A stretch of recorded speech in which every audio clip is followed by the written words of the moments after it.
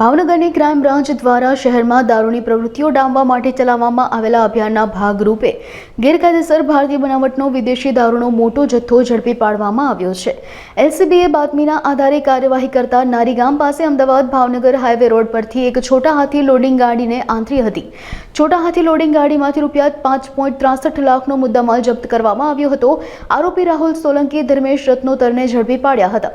ઝડપાયેલ આરોપીઓ દારૂનો જથ્થો બરવાડા ખાતેથી લઈને આવ્યા હોવાનું જાણવા મળ્યું હતું। દારૂના નેટવર્કમાં સંડોવાયેલા અન્ય 2 આરોપીઓ પ્રવીણ ઉર્ફે બાડો રાઠોડ, રાકેશ ઉર્ફે કાળુને પકડવાના બાકી છે।